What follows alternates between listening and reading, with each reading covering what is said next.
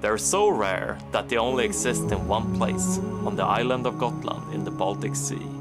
I'm so puzzled by them and crave to know more about their origin. Per has taken his time to meet with me today. He is an archaeologist at Gotland Museum, specialized in the Viking era. And I look forward to hear what he has to say about these ethereal picture stones. So, I wonder, why raise these in the first place? Yeah, why? That's a good question, and that's a question that we are working with also. We know that this is a tradition that started on Gotland during what we call the Roman Iron Age. That would be around 200 AD for us. And by then, they started carving pictures on raised stone slabs with pretty similar symbols from each time period. Each time period has their own style. Okay. And when we come into the Viking period that we are with this, then we can see that the stones include lots of ships, lots of acting. It's very rich on different pictures, and they are also very true to nature. This is pretty much how a boat looked. Before that, it could be more a boat symbol, but at this time there are true things. Yeah. And who was it that erected these?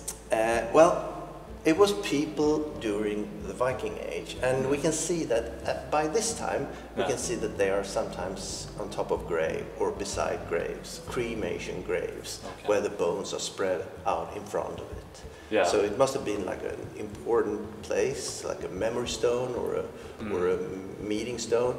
If that was a memory of a person or of a happening, we don't know. We believe that they were kind of important people in their society and also wealthy, because making a stone like this would have cost a lot of money. Yeah, because I thought about that.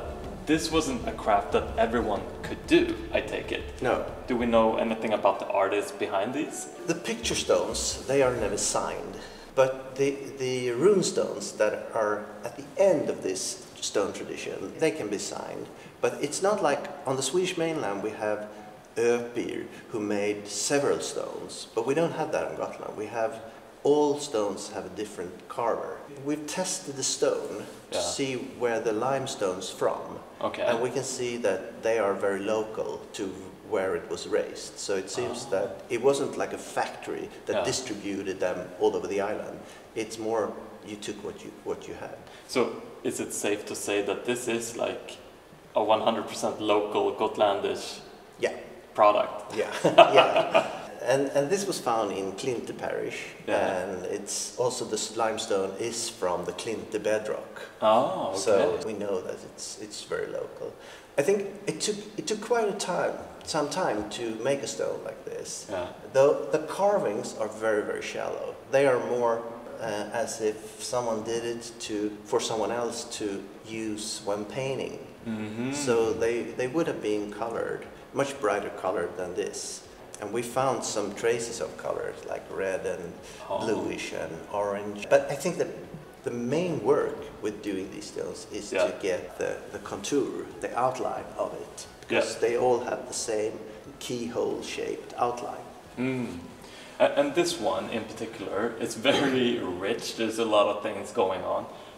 Could you interpret this one for me? Yeah, well, we used to do that. We believed that we had the solution, especially in the 40s when they had a look at these stones for the first time. When you look at the head, you can see there is a rider on a big horse, and he's greeted by a Valkyrie, and that was probably seen as a Valkyrie meeting a dead warrior that she picked for Valhalla.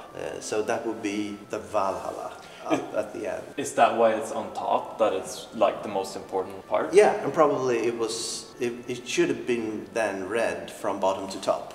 Oh, okay. So that's the end of the story, the coming to Valhalla. Oh. And the ship could be either like a symbolic journey or the obvious journey. Gotland is an island, so you need the boat to get here. But then we have these scenes, and I think we've done a mistake by looking at the Icelandic and Norwegian sagas, the saga tradition, And we've been looking for scenes from the sagas to kind of recognize these. And sometimes we can do that. Yeah. So in this one we thought that we'd seen Gunnar in the snake pit with his sister coming here. You can see the snakes and poor Gunnar lying there. But now, when this is painted, this was painted by the Uppsala professor in archaeology, Sune Lindqvist, because he wanted to publish them in a book in 1942. So the painting that we see now, that's from the like 30s, 40s? Yeah, this one is. And what he did, because he was so certain that this was a story about Gunnar in the snake pit, yeah. so he added a beard. And when we scan this picture now and looked at it very close, we can see that there is no beard. The beard is added by Sune Lindqvist to make us see the obvious, that it's Gunnar. Yeah. Instead, we can see like a long hair, a ponytail, almost like this. So this is probably a story about a woman, which would make sense with the kind of dress that this person's wearing. So this is probably from a story that we haven't got, that isn't preserved from the Viking Age, or at least another story, not the one Gunnar in the snake pit. Yeah, the Viking culture is so rich that we don't even know everything about it yet. No, There is plenty more to Far explore. from, especially when it comes to their ideas and religious ideas. But I think that's a danger with trying to look at pictures with the kind of, in this case, the sagas as almost like a manuscript that we are looking for the pictures too. We are trying to describe the pictures, and we are now working on an ongoing big project where we are taking pictures of these stones and make them 3D, so we can take all the colors off and just see the original carvings, and so we can trace them and try to create perhaps new pictures and see new carvings. Yeah. Because it's very easy when you look at them to just follow what Sune Lindqvist saw in the 1940s, 30s. Fascinating.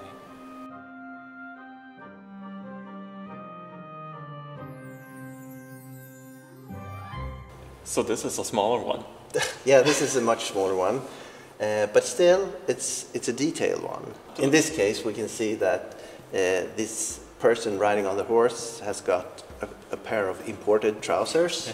We recognize them from the Far East, where we know that Gotland traders went, especially during the Viking Age. And we see that there are huge amounts of coins and cloth and glass and spices that comes from the Far East, from maybe Baghdad, but also at bigger trading places in probably Russia, Ukraine, and other important places by the time, where kind of West met East. And how come it's so much smaller than some of the other ones that are 10 times the size? Yeah, was it the cost? Maybe this is like a Volkswagen and the other one is a Ferrari. I guess it has to do with what you can afford. But I think also it has to do with the use. Maybe that was the big one that we looked at was for common use. Yeah. It's a meeting place for lots of people, but this is more a personal one. Would you keep this indoor or outdoor? Outdoor. Outdoor. Yeah.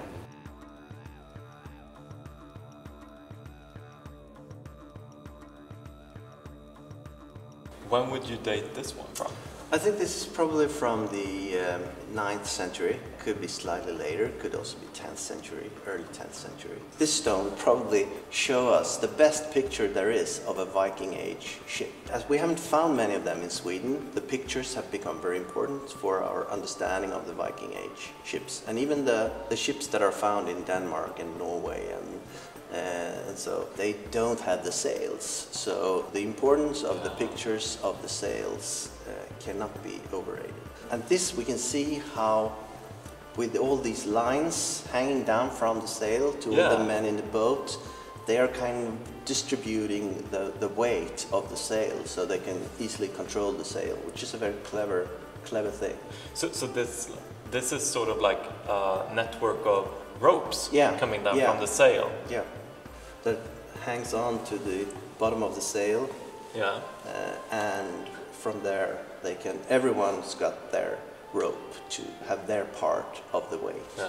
To be able to carry like the massive winds, I take it, that will come to the sail. Yeah. Ah, but because I've never seen anything like this. No, there are no pictures like it. Both boats are often simplified when they are on picture because they are on so small picture. There are some coins, for example, with boat pictures. Yeah. But when you can do a picture this size, then you can also add the details. Yeah. So that's why this one is really important.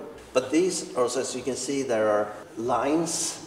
So that was like a big woven sail. Where they met, the wind could pass through, so they wouldn't be that heavy. If all the winds were caught in the sail, then you could probably never hold it and the boat would tip over. And you can also probably lower the mast. It was adjustable. We can also see on this one that something that we just recently understood, and that was that they used stencils. We thought they were really clever by handwriting, but they kind of, if you look at this helmet and this helmet and this helmet and this helmet, they are all round. They're all the same. Yeah, but this one are all pointy. So when we put these figures on top of each other, we can see that they used the very same stencil to use to draw from. So you wouldn't need to be very skilled. And you probably drew the contour and then chopped it in with some kind of like iron chisel. So there is a mechanical side to these very old-fashioned stones. Yeah, and we also thought that that was the case with these in the border, that they were really skilled in how they counted to make these work. But now we can see that they have stencils for that too, and just put them on top of each other. And when they didn't really fit, they kind of pulled it or pushed it a little bit to the side, but they never shrunk it. They just kind of cut it to make it fit. I'm learning so much. Yeah.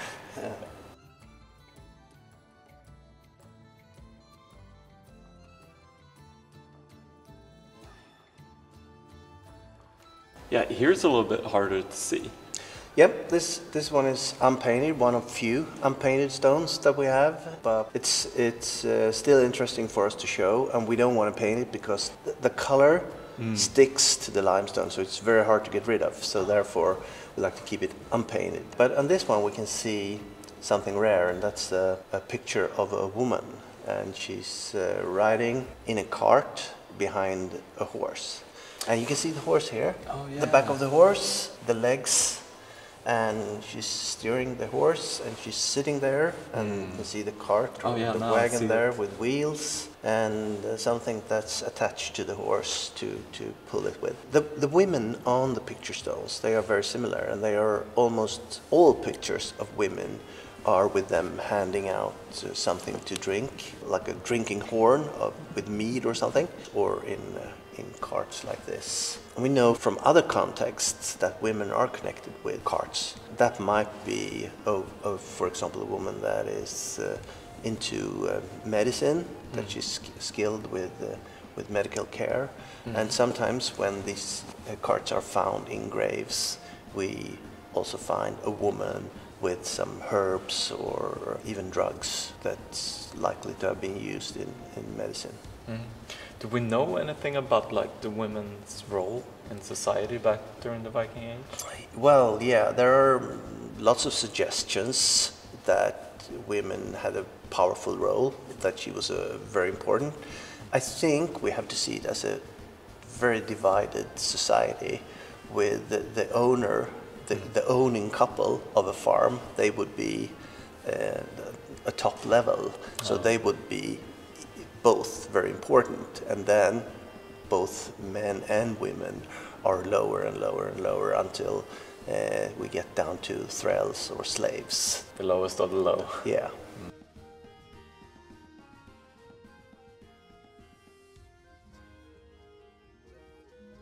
So here we have a cross. Here we have a cross. This is the latest phase of the Viking Age raised stones, and this is a Christian phase. This cross is the symbol of Christianity, the logotype for Christianity. So that was important for them. They are always where they would be seen, and then there are a runic inscription, and they look very similar to the Swedish mainland runestones, but with that difference that they still have this outer shape of a picture stone. Is there something that we can tell from this, that Gotland went from having proper picture stone with pictures to incorporating these runes? Is it like some sort of assimilation with the rest of Sweden and Scandinavia? Is that something you could say? Yeah, I think so. We have the oldest runes on Gotland, the oldest runes in Sweden from the 3rd century. So we knew that they had runes, they knew runes, but they choose to use pictures. So maybe this could be seen also as a time where people could read, where people had the ability to read. When they saw this stone, they could also understand it in a way that they before understood the pictures. Was it cheaper to manufacture stones with runes rather than with images? I don't think so. It takes a lot of craftsmanship to do the stones, and you can also see that these stones are very smooth. The surface is like smoothened, and I think also a huge work has been put into these stones as well as the picture stones to create the outer shape. I think that's probably the main work.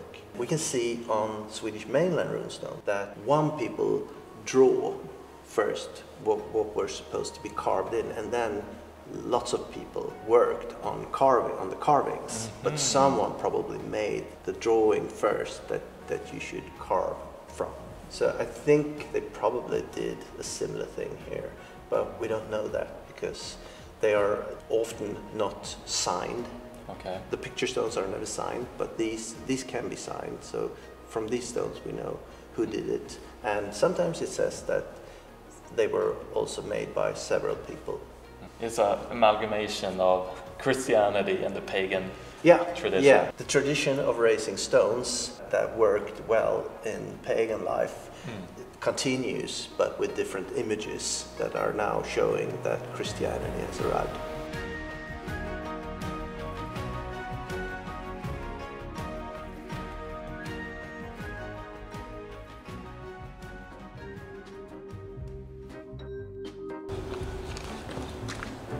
So these stones can be found at the Gotlands Museum in Visby, Sweden.